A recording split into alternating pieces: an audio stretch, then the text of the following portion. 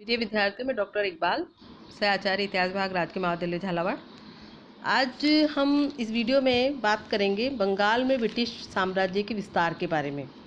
ये टॉपिक आधुनिक भारत का इतिहास थर्ड ईयर में सेकेंड यूनिट के रूप में शामिल है। सेकेंड यूनिट का फर्स्ट टॉपिक है और उसी तरह एमए प्रीवियस में भी ये आधुनिक भारत के पेपर में शामिल है।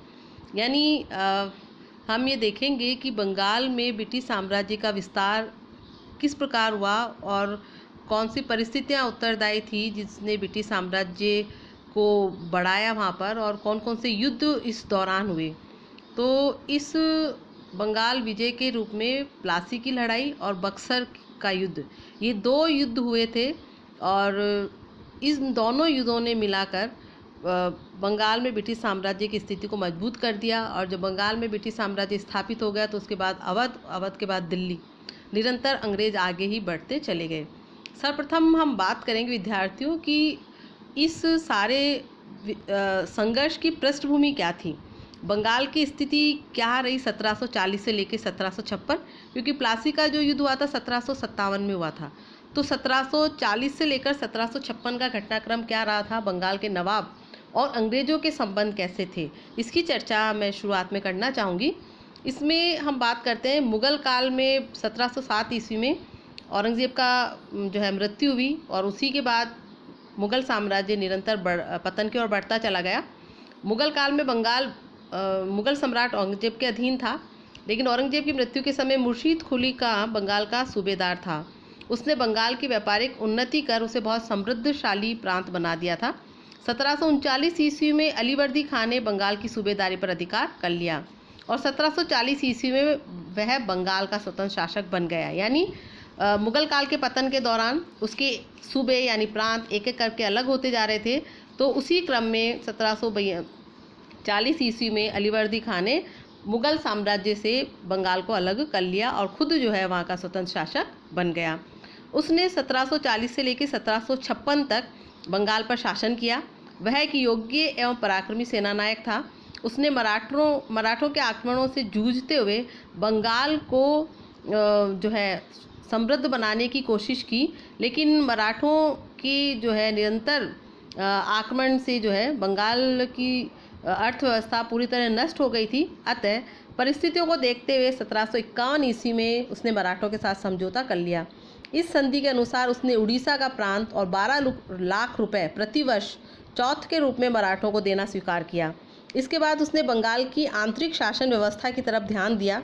उसने बंगाल में शांति स्थापित की और अंग्रेजों से मित्रतापूर्ण व्यवहार किया। अलीवर्दी खान ने हिंदू व्यापारियों के सहयोग से क्रांति के द्वारा नवाब का पद प्राप्त किया था। अतः उसने हिंदू व्यापारियों को महत्वपूर्ण पदों पर नियुक्त किया और बंगाल का व्यापार इन्हीं व्यापारियों के हाथों में वस्तुतः था। और व्यापार के कारण ही हिंदू व्यापारी अंग्रेज व्यापारियों के संपर्क में आए और उनके संबंध परस्पर घनिष्ठ हुए और उनकी ये घनिष्ठता बाद में नवाब के खिलाफ हो गई। अंग्रेज व्यापारियों ने बंगाल के हिंदू व्यापारियों एवं अधिकारियों के साथ मिलकर नवाब के खिलाफ षड्यंत्र रचना शुरू कर दिया। अलीवर्दी खान जब तक जीवित रहा उसने बंगाल की राजनीति में अंग्रेज़ों को हस्तक्षेप नहीं करने दिया। उसने अंग्रेज और फ्रेंच कंपनियों को कलकत्ता में किलेबंदी करने व हथियार एकत्र करने की इजाज़त नहीं दी। उसका कहना था कि तुम लोग यहाँ व्यापार करने आए हो और व्यापारियों की सुरक्षा का दायित्व हमारा है, अतः उनको सामरिक तैयारी करने में समय नष्ट नहीं करना चाहिए।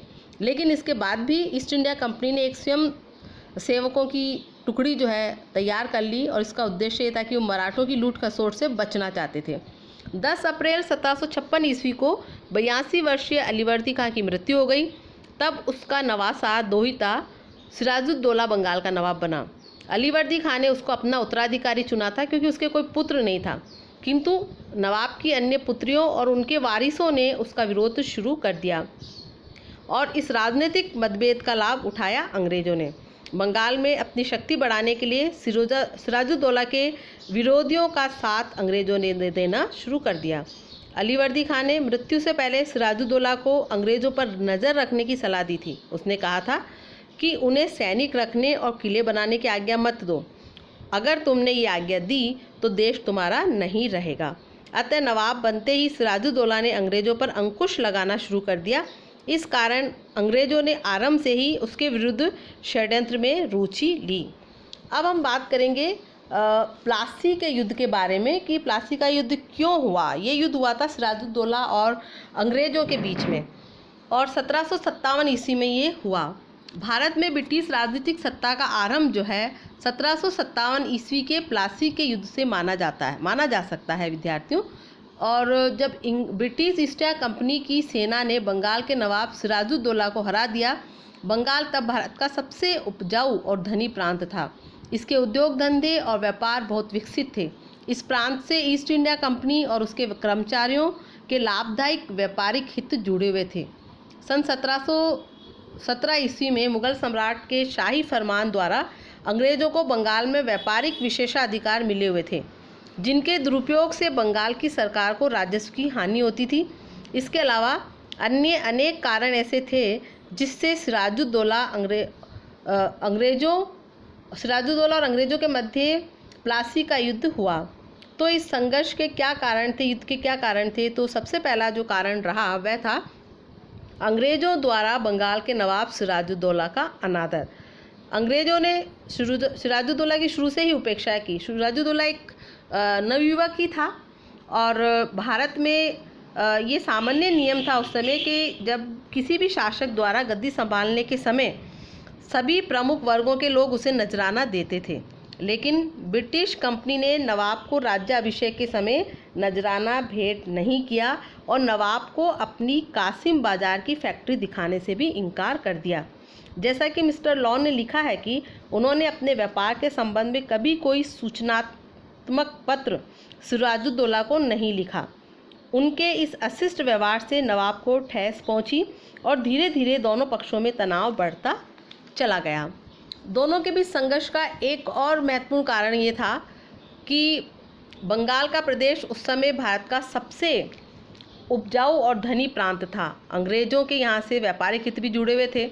ब्रिटिश कंपनी बंगाल में राजनीतिक शक्ति प्राप्त करके वहाँ की अपार धन दौलत को पाने के लिए लालायित थी। इस समय उनके लिए परिस्थितियाँ अनुकूल थी क्योंकि कंपनी ने दक्षिण में कर्नाटक युद्धों में विजय प्राप्त कर ली थी। परिणामतः उनकी सैन्य शक्ति बढ़ गई थी। इस समय वे बंगाल पर भी अधिकार कर वहां की विपुल धन संपत्ति को लूटना चाहते थे। यानी जो दूसरा महत्वपूर्ण कारण था विद्यार्थियों, वह था बंगाल के धन संपन्न प्रदेश पर आधिपत्य करने की लालसा। तीसरा कारण था सिराजुद्दौला का अनिश्चित उत्तराधिकार। जैसा कि मैंने अभी बताया था आपको पूर्व में कि अलीवर्दी खां के कोई पुत्र नहीं था, उसके सिर्फ 3 बेटियां ही थी। अतः उसने अपनी छोटी बेटी के पुत्र सिराजुद्दौला को अपना उत्तराधिकारी घोषित कर दिया था, परंतु यह उसकी अन्य बेटियों व दोहितों को स्वीकार्य नहीं था। अतः अलीवर्दी खां की मृत्यु के बाद सिराज की मौसी घसीटी बेगम तथा एक जो है उसकी मौसी का बेटा शौकत जंग, उन्होंने जो है उसके को नवाब बनाए जाने का विरोध किया। ऐसी स्थिति में अंग्रेज़ों को भी अपने स्वार्थ पूरा करने का मौका मिल गया। और जो चौथा कारण था दोनों पक्षों के बीच संघर्ष का, वह एक आर्थिक मुद्दा था और वह था अंग्रेज़ों द्वारा व्यापारिक सुविधाओं का दुरुपयोग। जैसा कि मैंने बताया था अभी कि मुगल सम्राट फर्रुख सियन ने 1727 ईस्वी में एक शाही फरमान द्वारा कंपनी को बिना चुंगी दिए बंगाल से व्यापार यानी आयात निर्यात करने की सुविधा दी थी और इस माल के आवागमन पर पास या दस्तक जारी करने का उसे अधिकार था। कंपनी के कर्मचारियों को भी निजी व्यापार करने की छूट थी। नवाब और कंपनी के बीच विवाद का कारण यही जो है मुद्दा था। इसका एक तो परिणाम ये था कि बंगाल की सरकार को राजस्व की हानि होती थी क्योंकि वो राजस्व नहीं चुका रहे थे और बिना पास के बदले में वो माल अपना जो है बिना चुंगी दिए ले जाते थे। और दूसरा परिणाम ये था कि कंपनी को दस्तक जारी करने का जो अधिकार मिला था उसका दुरुपयोग कंपनी के कर्मचारी अपने निजी व्यापार पर भी कर ने चुकाने के लिए करते थे। अर्थात ये था कि कंपनी का माल दस्तक के साथ निकल जाता था, लेकिन निजी व्यापारी क्या करते थे, कंपनी के दस्तक के नाम पर अपना जो है पर्सनल जो है निजी व्यापार जो है वो भी उसके लिए करते थे। तो इससे नवाब को दोहरे राजस्व की हानि हो रही थी। एक तो कंपनी का राजस्व नहीं मिल रहा था, दूसरा उसके कर्मचारियों के निजी व्यापार पर भी उसे कोई राजस्व यानी टैक्स नहीं मिल रहा था। इससे बंगाल की सरकार को काफ़ी हानि उठानी पड़ती थी। मुर्शीद कुली खां से लेकर अलीवर्दी खान तक बंगाल के सभी नवाबों ने 1717 के फरमान की व्याख्या पर आपत्ति की और अंग्रेज कंपनी को एक मुश्त रकम देने के लिए मजबूर कर दिया था। वह दस्तकों के दुरुपयोग को सख्ती से बंद करवा दिया था। 1756 ईस्वी में जब सिराजुद्दौला गद्दी पर बैठा तब उसने अंग्रेज़ों से मांग की कि वह मुर्शीद कुली खान के समय की शर्तों पर व्यापार करें, किंतु अंग्रेज़ अपने मालों पर कर नहीं चुकाना चाहते थे और साथ ही उन्होंने कलकत्ता आने वाले माल पर भारी चुंगी लगा दी। अतः दोनों पक्षों में संघर्ष का मूल कारण यही था। एक अन्य महत्वपूर्ण कारण विद्यार्थियों ये था कि अंग्रेज़ों द्वारा कलकत्ता की किलेबंदी करना। सिराजुद्दौला के नवाब बनने के बाद यूरोप में इंग्लैंड व फ्रांस के बीच युद्ध छिड़ने की संभावना बढ़ गई थी। अतः भारत में स्थित इन दोनों कंपनियों में भी सशस्त्र संघर्ष की आशंका बढ़ गई थी। अतः इन दोनों कंपनियों ने अपनी अपनी फैक्ट्रियों की किलेबंदी करना शुरू कर दिया। सिराजुद्दौला ने उनके इस कार्य को अपनी प्रभु सत्ता पर एक आघात समझा। सिराज इस चीज़ के लिए तैयार नहीं था कि यूरोपीय लोग व्यापारी बनकर रहें। वो ये चाहता था कि यूरोपीय लोग मात्र व्यापारी बनकर रहें और मालिक बनने की कोशिश नहीं करें। अतः उसने अंग्रेज़ों व फ्रांसीसियों दोनों को आज्ञा दी कि वे कलकत्ता और चंद्रनगर की अपनी किलेबंदियां नष्ट कर दें। फ्रांसीसी कंपनी ने तो इस आज्ञा का पालन किया, पर अंग्रेज कंपनी ने इस आज्ञा को मानने से इनकार कर दिया। अंग्रेज कलकत्ते के किले की मरम्मत करवा रहे थे और एक खाई भी बनवा रहे थे। नवाब ने इस कार्य को करने के लिए मना किया, किंतु एक अहंकारी अंग्रेज अधिकारी ने कहा कि ये खाई भर दी जाएगी, परंतु मुसलमानों के सिरों से। ये सूचना नवाब को मिली और वह कंपनी को सबक सिखाने के लिए कलकत्ता रवाना हो गया। एक अन्य महत्वपूर्ण कारण था कंपनी द्वारा नवाब के विरोधियों को शरण देना। अंग्रेज कंपनी ने नवाब के विरोधियों को कलकत्ता में शरण देना शुरू कर दिया था। कंपनी के दीवान राजवल्लभ ने अपनी संपूर्ण संपत्ति अपने पुत्र कृष्णवल्लभ के साथ कलकत्ता भिजवा दी थी। जब नवाब ने कृष्णवल्लभ को वापस मांगा तो अंग्रेज़ों ने ऐसा करने से इनकार कर दिया। इस प्रकार नवाब कब तक अंग्रेज़ों के इस अनुचित व्यवहारों को सहन करता, ये प्रश्न उठना स्वाभाविक है। इस प्रकार दोनों पक्षों के मध्य संघर्ष के अनेक कारण इकट्ठे हो गए थे और इसी क्रम में एक और चीज़ आगे बढ़ी, वो था कासिम बाज़ार की फैक्ट्री पर नवाब का आक्रमण। 4 जून 1756 ईस्वी को सिराजुद्दौला ने मुर्शिदाबाद के निकट कासिम बाज़ार की ब्रिटिश फैक्ट्री पर आक्रमण किया और उस पर अधिकार कर लिया। फिर वह कलकत्ता की ओर रवाना हुआ। कलकत्ता पर आक्रमण और कालकोठरी की घटना, ये घटना हुई 20 जून 1756 ईस्वी को नवाब की सेना ने कलकत्ता पर अधिकार कर लिया। दुर्ग यानी फोर्ट विलियम जो कि कलकत्ता में था, में उपस्थित अंग्रेज़ों को बंदी बना लिया गया और कुछ अधिकारी समुद्र में उन्होंने जहाज़ में जाकर शरण ली।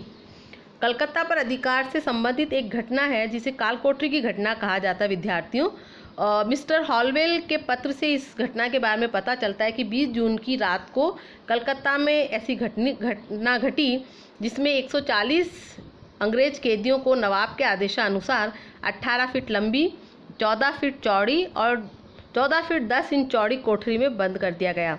उनमें से 23 व्यक्तियों को छोड़कर सभी बंदियों ने गर्मी और घुटन के कारण दम तोड़ दिया। ये घटना विद्यार्थियों विवादास्पद मानी जाती है और आमतौर पर भारतीय इतिहासकार इस पर विश्वास नहीं करते और हम लोग भी इस पर विश्वास नहीं किया जा सकता इस घटना पर। यद्यपि Holwell, V.A. Smith, Alfred loyal आदि ब्रिटिश इतिहासकार इसको सही मानते हैं, परंतु अनेक इतिहासकार इसे कपोल कल्पित मानते हैं और इसके 2-3 कारण हैं। जैसा पहला है कि एक तो इतनी छोटी कोठरी में इतनी बड़ी संख्या में कैदियों को भरना असंभव था, इसलिए ये सही नहीं मानी जा सकती। दूसरा है कि ब्रिटिश अधिकारी ने सिराजुद्दौला को बदनाम करने के लिए इस घटना को बढ़ा चढ़ाकर बताया। डॉक्टर भोलानाथ इस संदर्भ में उन्होंने सिद्ध किया है कि इस दुर्घटना की कहानी मिस्टर हालवेल ने व्यक्तिगत लाभ के लिए बनाई थी, क्योंकि इस घटना का वर्णन तत्कालीन ग्रंथ शेरे मुतकारीन तथा रियाज उल सलातीन में नहीं है और न ही फुल्टा टापू में लिखी गई अंग्रेजी पुस्तकों में है। Doctor R.C. मजूमदार का कहना है कि वास्तव में ब्लैक होल की घटना हॉलवेल के मस्तिष्क की उपज थी और यह कहानी इसलिए गढ़ी गई थी ताकि भारत स्थित अंग्रेजों के क्रोध को भड़काया जा सके।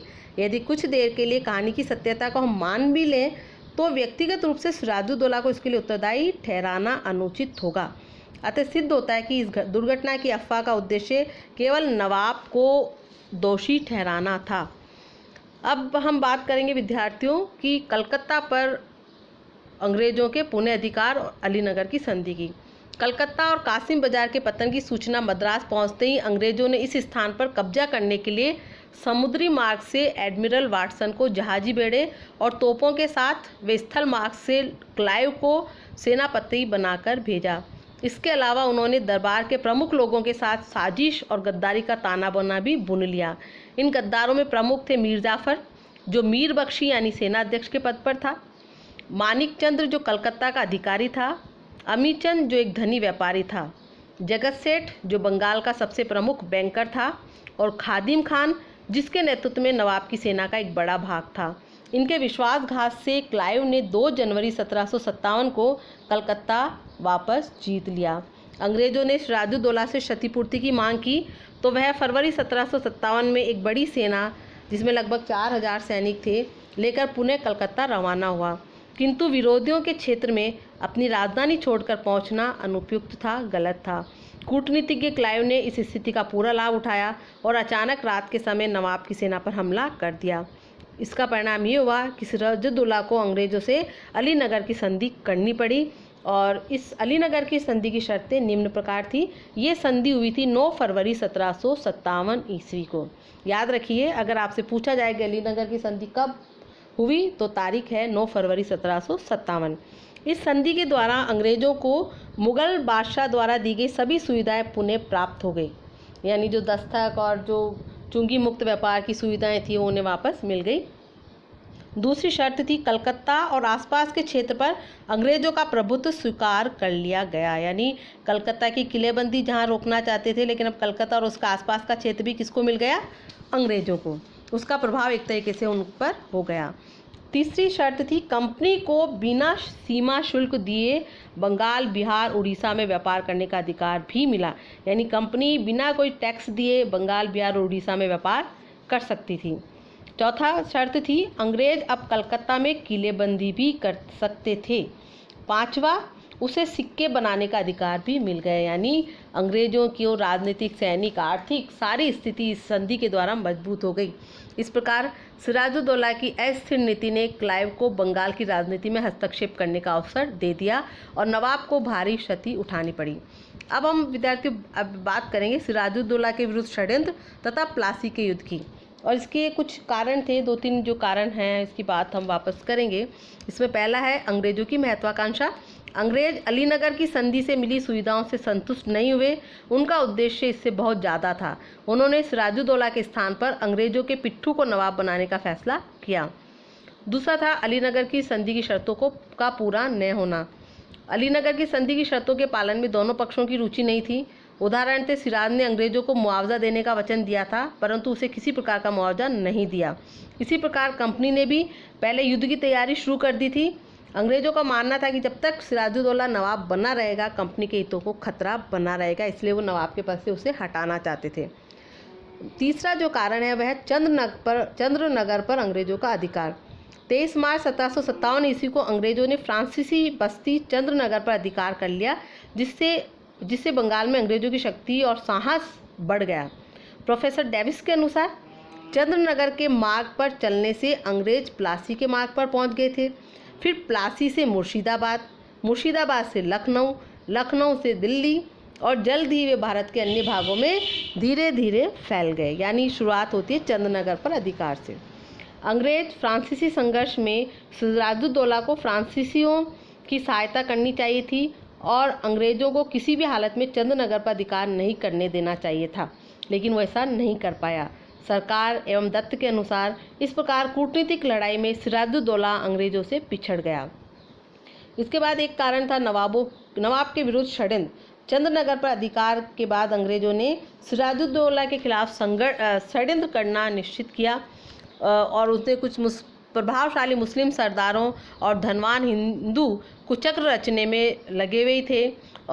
मुस्लिमों में मीर जाफर, मिर्ज़ा अमीर बेग और हुसैन का प्रमुख थे। इन सभी को नवाब ने चूँकि नाराज़ कर दिया था और उच्च पद पर बैठे हुए हिंदू अधिकारियों के प्रति उसने धर्मांधता का परिचय दिया था।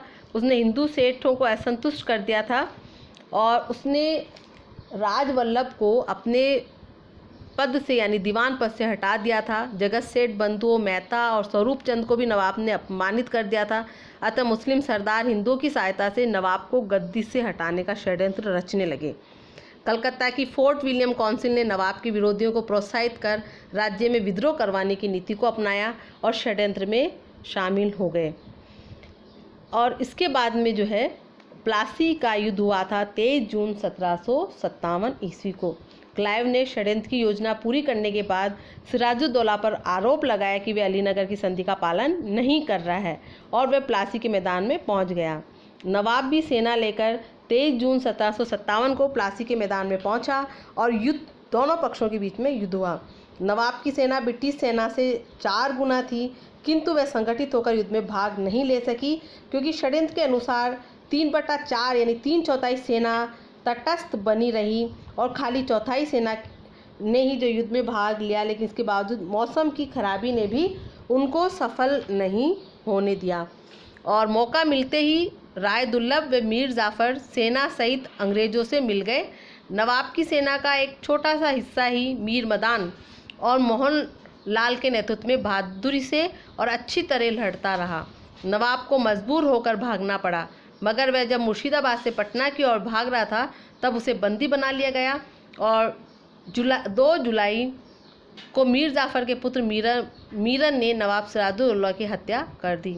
बंगाल के कवि नवीन चंद्र सेन के अनुसार प्लासी के युद्ध के बाद भारत के लिए शाश्वत दुख की काली रात का आरंभ हुआ।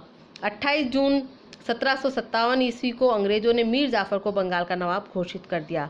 तो इस प्रकार हम देखते हैं कि अंग्रेज़ों और नवाब के बीच संघर्ष की शुरुआत किस प्रकार हुई और दोनों पक्षों के बीच जो प्लासी का युद्ध हुआ उसके क्या कारण थे और जो षड्यंत्र रचा गया उसके तहत सिराजुद्दौला को पराजित होना पड़ा और अब इस युद्ध के परिणाम क्या निकले और ऐतिहासिक दृष्टिकोण से इसका क्या महत्व है, इसकी चर्चा हम अपने अगले वीडियो में करेंगे। धन्यवाद।